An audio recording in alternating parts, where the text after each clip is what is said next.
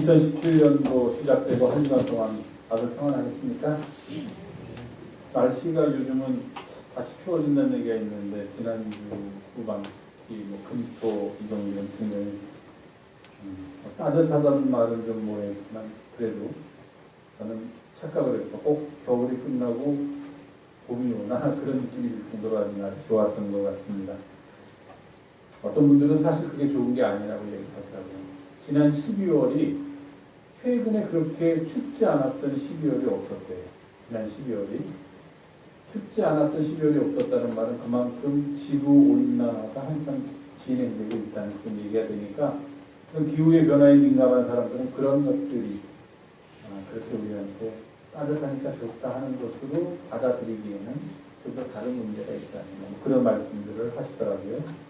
겨울이 겨울대로 좀 추워야 하고 여름은 여름대로 좀 더워야 하고 그런 계절이 유지되는 게 지구가 그래도 살아남는 길인데 그것이 갑자기 변해버리면은 지구도 거기에 적응하기가 어려울 거고 그런 생각하니까 우리 인간들이 해야 할 일도 많고 우리 인간들이 또 잘못하고 있는 길도 많구나 하는 그런 생각을 하게 됩니다.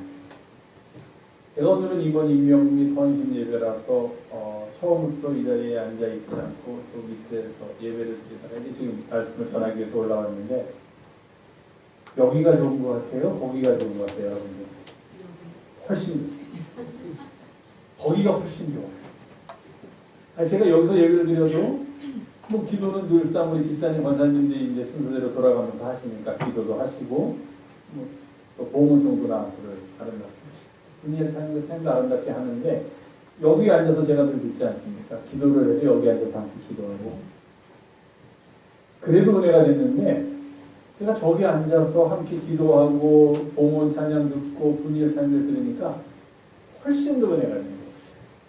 예, 얼굴도 이렇게 서로 표정도 볼 수 여기는 표정은 안 보여요. 뒷모습만 보이니까 표정도 같이 볼 수 있고 또 소리라는 게 이렇게 일단은 옆으로 이렇게 퍼지기도 하지만 일단은 앞으로 나가게 되어 있는 거니까 찬양을 하든지 기도를 하든지 저한테는 소리가 이렇게 퍼져서 오든지 가서 벽에 부딪혀서 오든지 해서 듣는 거니까 그래도 참 좋았는데 밑에서 들으니까 우리 분야 찬양들 너무 예쁘게 찬양을 잘하는 거예요.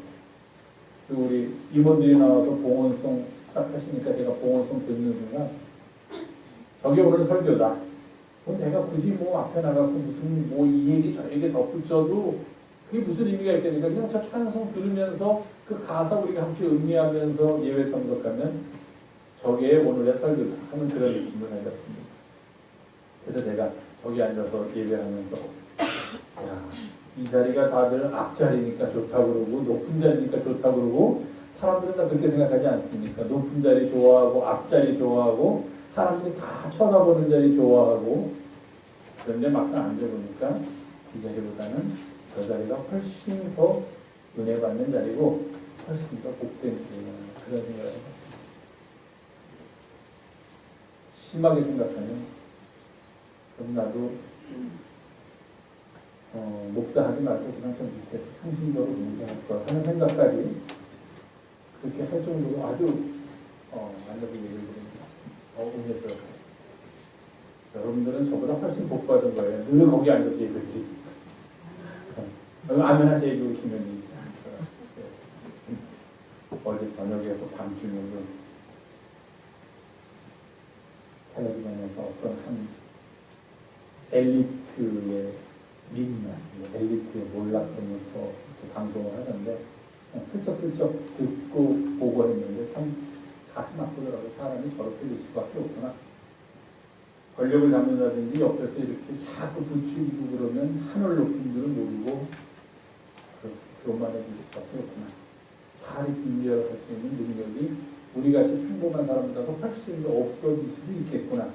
아무리 공부 열심히 잘하고 매번 전교 1등만 하고 무슨 사법고시를 뭐 어린 나이에 붙고 했어도 그게 인생의 다는 아니구나 하는 생각을 했는데 오늘도 안에서 이렇게 얘기하면서 같이 여러분이 아니면 잘 들으니까 그렇구나.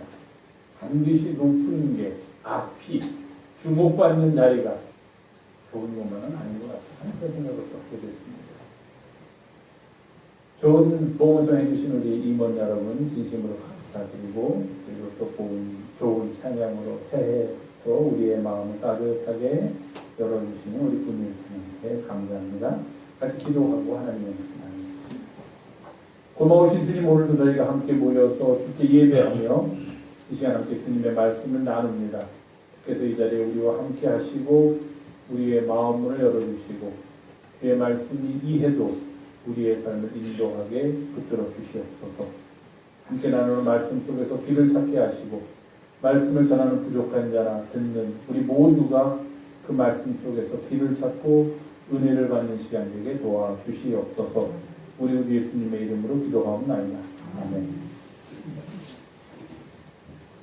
오늘은 제가 본문을 두 군데를 택했습니다. 에베소서 4장에 있는 말씀과 디모데후서 2장에 있는 말씀을 택했는데, 아까 우리 김용호 집사님이 봉독해 주실 때 다 느끼셨겠지만 비록 본문은 다르지만 그 속에 담겨져 있는 내용은 같다 하는 것을 아마 아셨을 거라고 그렇게 생각을 합니다.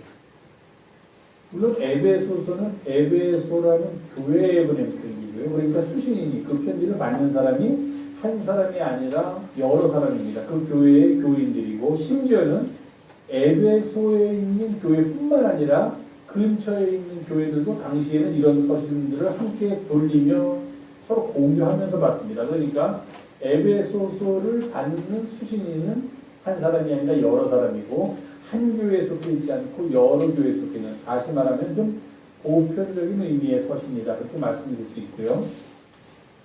그에 대해서 디모데후서는 디모데라는 한 개인에게 쓴 바울의 서신입니다. 디모데는 바울의 친아들은 아니지만 믿음의 아들로서 사는 사람이 디모데입니다. 그 디모데가 바울을 대신해서 에베소 교회에서 목회를 하게 됐는데, 당시 에베소 교회는 좀 오래되고 연륜이 있는 그런 교회였습니다. 거기에 젊은 디모데가 가서 목회를 하려다 보니까 아직 경험도 부족하고 여러 면에서 힘들 것이다라고 바울이 생각을 했어요. 그 디모데에게 목회를 할 때 이러이러한 문제가 닥치면 이렇게 해결하고 이러이러한 상황에서는 이렇게 해야 된다라고 개인적으로 권면을 한 서신이 디모데 전서와 디모데 후서입니다. 개인한테 보낸 편지임에도 불구하고 우리가 나중에 그 서신을 보니까 이것은 디모데 개인뿐만 아니라 이것을 읽는 모든 사람들이 하나님의 일을 하는 일꾼으로서 어떻게 해야 할지를 보여주는 너무도 귀감이 되는 좋은 편지다 해서 그것을 우리가 함께 모든 사람들이 읽기 위하여 성경에 편입하게 되었습니다. 바울은 이 디모데라는 개인에게 보내는 편지에서 이렇게 비유를 합니다. 교회는 큰 집, 그리고 그 큰 집 안에는 집이 크다 보니까 사람도 많고 오는 손님도 많고, 그래서 함께 식사할 시간도 여러 번 있게 되고, 식사할 때마다 많은 사람들이 그 자리에서 식사를 하게 되니까 거기에 필요한 그릇도 많다라는 그런 생각을 하면서 교회를 큰 집에 비유하고, 그 교회에 속해 있는 지체인 우리들, 바로 우리들을 그 큰 집을 이루고 있는 그릇들로 비유하고 있습니다. 여러 군데에서 여러 가지로 우리들이 비유되기도 하지만 우리들을 그릇으로 비유하는 것은 아주 바울의 독특한 문학적 양식이라 그렇게 말씀드릴 수 있습니다.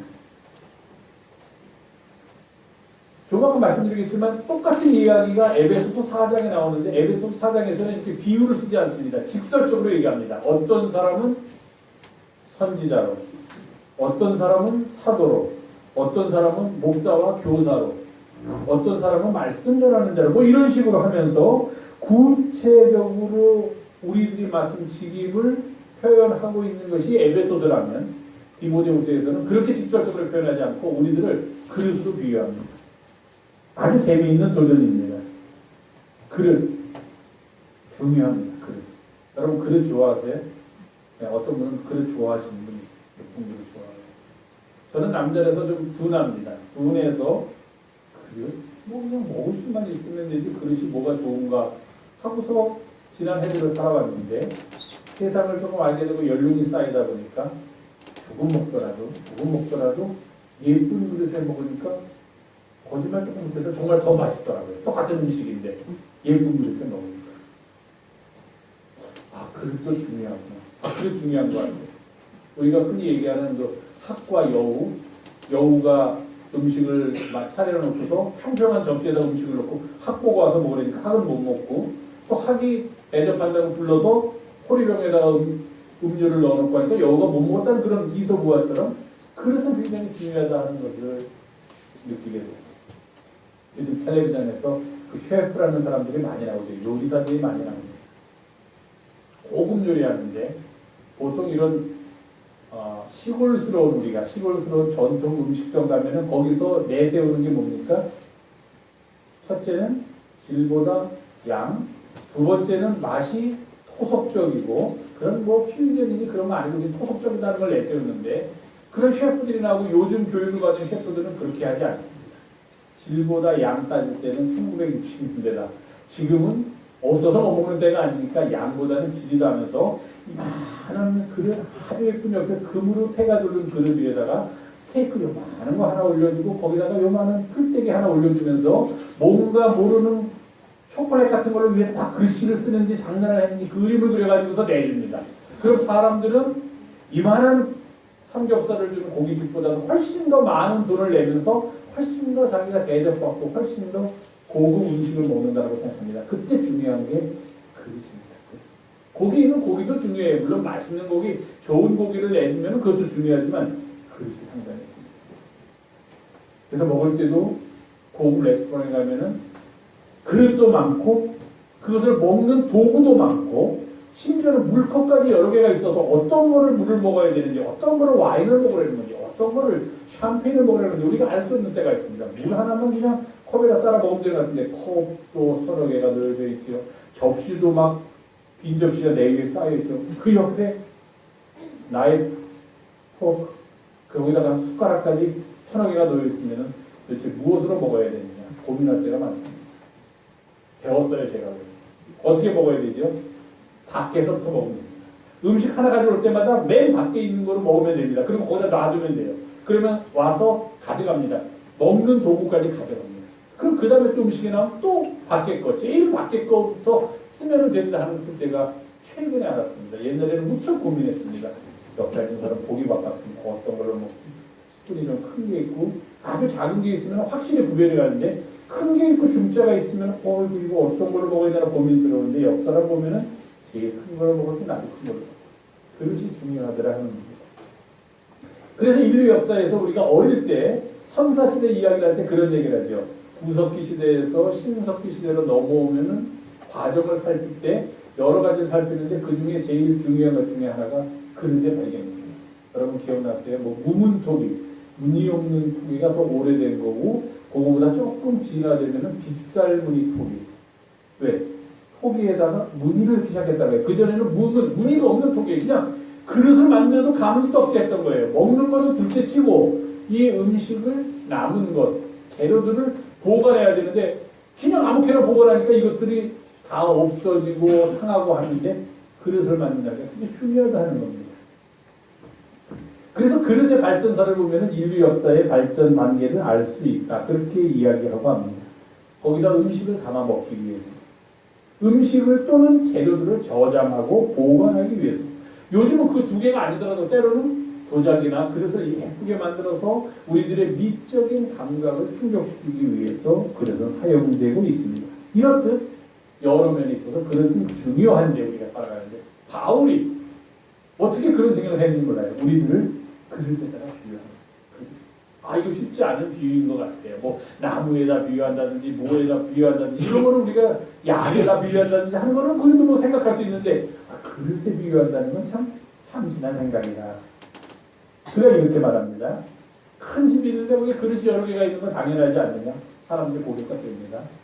그 큰 집은 좀 부잣집이니까 금그릇도 있고 은그릇도 있고 근데 금그릇과 은그릇만 있는 게 아니라 그 부잣집인데도 나무로 만든 그릇도 있고 질그릇, 진흙으로 만든, 토양으로 만든, 흙으로 만든 그릇도 있다 하는 겁니다. 그것은 뭡니까? 큰 집에 그릇이 다양하게 있듯이 우리 믿음 공동체 안에도 다양한 사람들, 서로 상이한 이해관계야 상이한 재능을 가진 사람들이 함께 모여 있다는 것을 이야기합니다. 큰 집은 교회 공동체, 큰 집에 있는 그릇은 바로 우리 자신을 가리키고 있다는 것입니다. 집의 기능을 다하기 위해서 그곳에서 사람들이 먹고 사는 일들을 편안하고 그리고 행복하게 하기 위해서 그릇이 존재하듯이 우리 교회 공동체 내에서도 마찬가지로 이 교회라는 것 또는 이 믿음 공동체가 그 역할을 제대로 감당하기 위해서 온전하게 주님의 제자로서 세상을 살아가기 위해서 다양한 사람들이 모인 믿음 공동체 이 집 안에도 그릇으로서 우리들이 존재하게 된다. 이렇게 말합니다. 이 성경 본문을 읽으면 다들 그렇게 묻습니다. 집에 금그릇도 있고 은그릇도 있고 나무 그릇도 있고 거기에다가 질그릇도 있는데 그러면 그것을 교회 공동체에 비유한다면 우리 교회에서는 누가 금그릇일까? 그 우리들 하죠. 얘기하면 누구 얘기하는 걸까? 그거 하는 것처럼 누가 은그릇일까? 나는 어디에 속할까 합니다. 큰 교회 같은 금그릇 성금도 많이 내고 사회적 지위도 높고 기도를 하면 그냥 유창한 언변으로 기도하시는 저 장로님이 아마 금그릇이 그거보다는 좀 못하지만 그래도 교회 충성가는 저분은 은그릇이고 아이고 저 친구는 저거 집사랬는데 저 날라리 집사 저건 나무 그릇인가 질그릇인가 그러면서 은근히 그러면 나는 어디인가 이 없는 금그릇 은그릇 쪽에 속하고 싶은 게 우리네 마음이라 하는 겁니다. 교회 내에 만약에 이렇게 다양한 그릇이 있다면 어떤 그릇이 귀히 쓰이겠는가? 심지어는 어떤 그릇은 천이 쓰인다고 그랬습니다. 세상에 천이 쓰이는 그릇은 없겠지만 그냥 막 쓴다는 거죠. 막 쓰는 거예요. 아무 데나 그냥 쓰고 격식에 안 맞춰서 그냥 그 그릇을 쓴다는 겁니다. 어떤 의미에서 보면 좋은 거일 수도 있어요. 격식에 안 맞게 아무 데나 쓰임이 있다는 것이 좋은 것일 수도 있습니다. 그러나 그냥 천이 쓰인다는 말 자체만 뭐 그렇게 좋은 것 같지는 않아요. 문제는 귀히 쓰이고 천이 쓰이는 기준이 뭐냐는 거예요. 그냥 단순하게 금그릇, 은그릇은 귀히 쓰이고 나무그릇, 질그릇은 천하게 쓸 것이다라고 생각하면 안 된다는 겁니다. 오늘의 본문의 말씀. 그릇이 어떤 게 금그릇이고 어떤 게 질그릇일까? 그 그릇을 만든 재료가 그 이름을 붙게 하는데 금그릇은 금으로 만들고 질그릇은 흙으로 만드는 그 재료가 그 그릇에 이름을 붙게 하는데 그렇다고 해서 그 이름이 그 그릇의 가치까지도 결정돼서 일단 금으로 만들어졌으면 세상 없어도 그것은 좋은 그릇이고 일단 흙으로 만들어서 진흙으로 만들어졌으면 세상 없어도 그거는 천한 그릇일 수밖에 없는가 그런 생각을 우리가 하게 된다는 겁니다. 성경이 대답을 해줍니다. 어떤 그릇이 귀히 쓰임을 받는가? 좋은 재료, 비싼 재료로 만든 그릇이 귀히 쓰임을 받는다라고 이야기하지 않습니다. 왜냐하면 모든 그릇은 다 한 도기장이가 만든 것이기 때문에 다른 말로 하면 우리들 모두가 어떤 사람은 금그릇처럼 보이고 어떤 사람은 은그릇, 나무그릇, 질그릇처럼 보일지라도 이것을 만드신 분은 다 하나님 한 분이시기 때문입니다. 그럼 어떤 사람은 왜 금그릇을 만들고 어떤 사람은 왜 나무, 질그릇을 만들었을까? 쓰임이 다르기 때문에 하나님께서 쓰시기 위해서 필요하니까 이렇게 만들었지 얘는 이쁘니까 그럼 얘는 미우니까 그럼 이렇게 만든 것이 아니라는 겁니다. 제일 중요한 것은 내가 어떤 재료로 만들어진 그릇이냐를 분별하는 것이 아니라 내가 어떻게 나를 만든 주인의 쓰임에 합당한 그릇으로 살아갈 것인가 하는 것이 더 중요하고 제일 중요하다고 바울이 지금 이야기하고 있습니다. 성경이 말하는 그릇의 가치, 세상이 말하는 그릇의 가치는 무엇입니까? 그거 만들어진 재료에 의해서 결정합니다.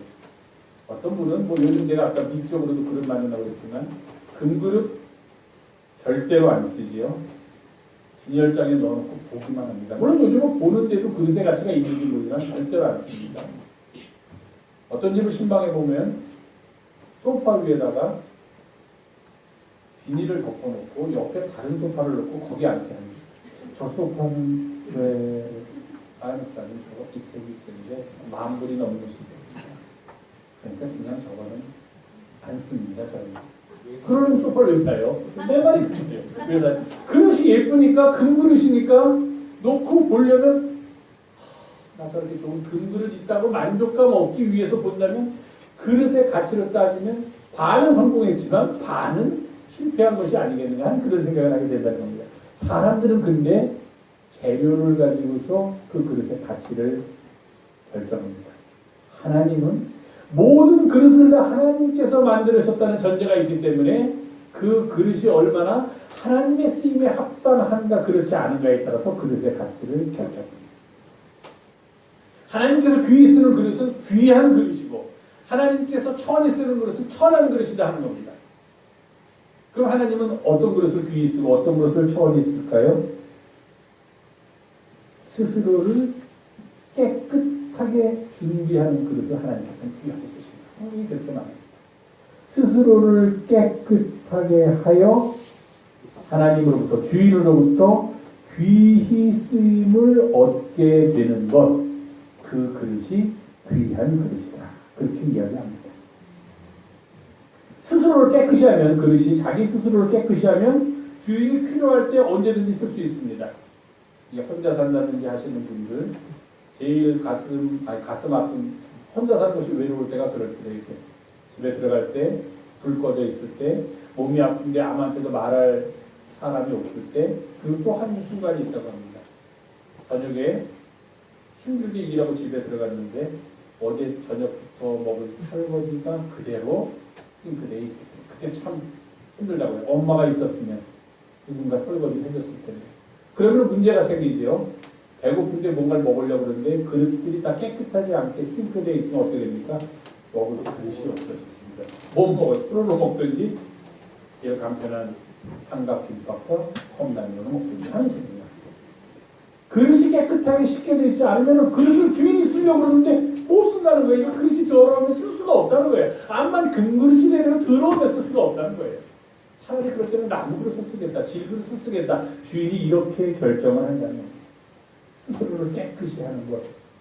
그러니까 어떻게 됩니까? 오늘의 본문은 우리가 거룩해집니다. 주님을 닮아가게 된다.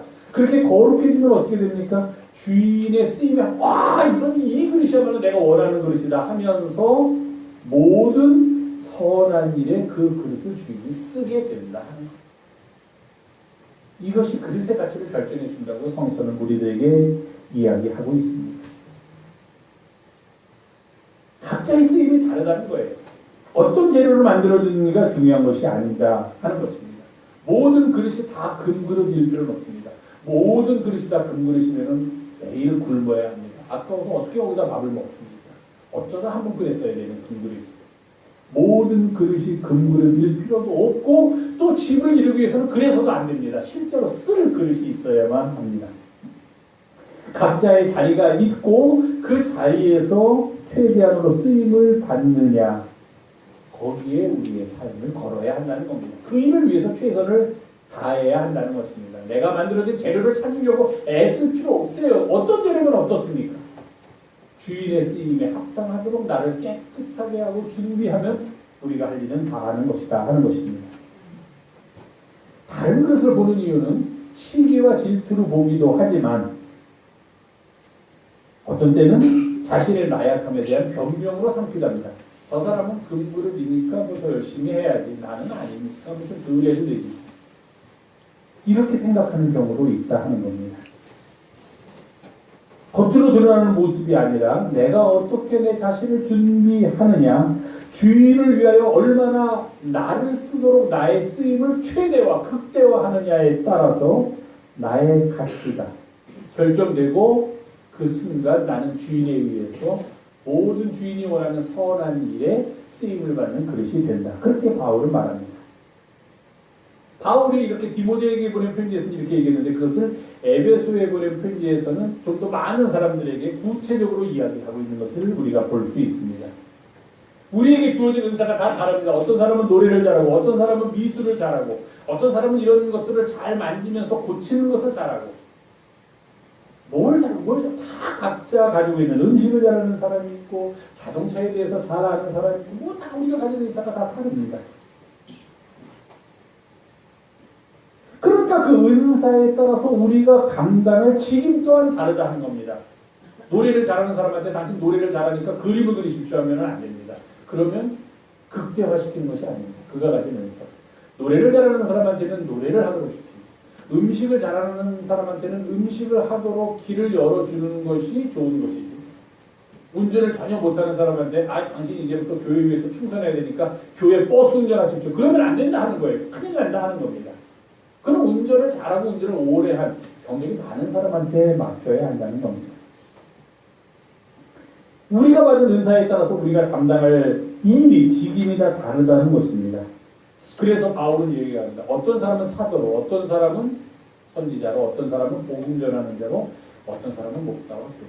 모든 사람이 다 사도일 필요가 없다는 겁니다. 모든 사람이 다 선지자이어서는 안 된다 하는 겁니다. 그럴 수도 없습니다.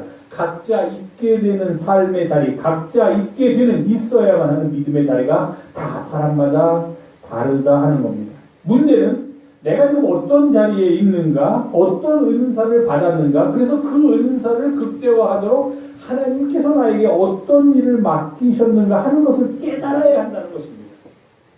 하나님께서 우리를 부르셔서 주님의 일을 감당하도록 하시는 이유는 다 같습니다. 우리에게 주신 은사는 다르지만 그 은사를 통하여 우리가 해야 할 일은 비록 다르지만 그렇게 우리를 만들어준 이유는 다 같습니다. 에베소서에서 이것을 아주 극명하게, 아주 정확하게 표현합니다. 첫 번째는 그런 은사를 통해서 우리에게 직임을 주신 이유는 뭡니까? 우리들을 온전하게 만들기 위함입니다. 성도를 온전하게 하기 위해서. 하나님의 일을 하는 가장 큰 이유는 우리 자신이 먼저 온전한 인간, 바른 인간, 하나님이 원하시는 인간, 모든 사람들에게 칭찬을 받는 인간이 되는 데 있다는 겁니다. 아무리 부가 많은들, 아무리 높은 자리에 있고, 아무리 권력이 많은들, 그의 삶이, 그의 믿음이, 그의 인격이 온전해지지 않으면 아무 소용이 없다는 겁니다. 그런 온전한 자리로 가기 위해서 제일 먼저 우리에게 주어진 가장 좋은 기회는 바로 하나님의 일을 하는 데 있습니다. 하나님의 일을 할 때 우리는 제일 먼저 온전하게 됩니다. 성도를 온전하게 하여, 온전하게 된 사람은 자기가 가진 것들로 다른 사람을 해하거나 자기가 가진 것들로 다른 사람한테 피해를 주는 일을 하려고 하지 않고 오히려 무엇을 한다고 합니까? 봉사의 일을 합니다. 남을 섬기는 일을 하게 된다는 겁니다. 주님의 일을 하면서 온전해진 성도들, 그 성도들은 봉사의 일을 하게 되고, 그렇게 봉사의 일을 하는 주님의 제자들이 함께 모여서 그리스도의 몸을 세워간다. 그것이 바로 교회 공동체다. 이렇게 바울이 우리에게 이야기해주고 있습니다. 우리가 온전해지는 것은 우리 자신을 드러내기 위한 것이 아니라 봉사의 일을 하기 위한 것이며, 이것은 궁극적으로 이 땅에서 그리스도의 몸을 세우는 일이 된다. 그렇게 바울이 우리에게 말하고 있습니다. 사랑하는 영성의 가족 여러분, 디모데후서에서 아까도 말씀드렸지만 바울은 개인적인 차원에서 우리에게 맡겨지는, 우리에게 주어지는 하나님의 일에 대해서 말하고 있는 반면에 에베소서에서는 이렇게 우리가 맡겨진 직분이 교회에서 갖게 되는 의미를 우리들에게 설명해 주고 있습니다. 이 양자는 똑같은 이야기를 다르게 표현한 것인데, 이것을 결론적으로 말하면 우리가 하나님의 직분을 맡기 위해서 가장 중요한 것은 우리 스스로를 깨끗이 하여 주인의 쓰임에 합당하도록 준비하는 것이다. 그렇게 준비한 사람들을 하나님께서 들으셔서 가장 필요한 자리에 필요한 일을 위해서, 그리고 그 사람의 능력을 최대한으로 발휘할 수 있는 자리에서 쓰시는데, 그렇게 그 자리에 쓰임을 받을 때 어떤 일이 일어나는가? 우리의 삶이, 우리의 믿음이, 우리의 인격이 온전함에 가까워지고, 그래서 우리는 남을 섬기는 봉사의 일을 하게 되고, 그러는 가운데 나도 모르는 사이에 어느덧 그리스도의 몸을 세우는 일에 내가 한 지체가 되어 있음을 발견하게 된다는 것입니다. 그렇습니다. 우리 모두는 주님께서 그분의 선한 일을 위하여 쓰려고 만들어 놓은 그릇들입니다. 그 주님의 선한 일에 합당하도록 우리는 늘 깨끗하게 주님의 귀히 쓰는 그릇이 되도록 늘 기도하며 준비해야만 합니다. 그렇게 할 때 먼저 우리는 우리 자신이 온전하게 되고, 또 그렇게 온전하게 된 사람들에 나타나는 그 다음의 모습이 뭡니까? 남을 섬기는 봉사의 일을 하게 되고, 그렇게 함으로써 마침내 우리 모두가 함께 힘을 다하여 이 땅에 그리스도의 몸을 세우는 일에 참여하게 됩니다. 그 일을 위하여 주님께서 우리를 초청하시고 우리를 부르십니다. 오늘 우리가 함께 임명받는 이 시간, 그래서 우리가 헌신을 다짐하는 이 시간, 주님께서 우리에게 맡겨주신 직분을 감당하는 가운데 이런 놀라운 은혜, 주님의 그릇으로서 주님께서 원하는 쓰임의 자리에 적절하게 그리고 최대한도로 우리를 쓰시도록 준비하며 우리가 그의 선한 일에 함께 참여하는, 그래서 마침내 그리스도의 몸을 이루는 그런 사랑하는 영생의 가족들이 되기를 주님의 이름으로 부탁을 드립니다. 기도하겠습니다. 고마운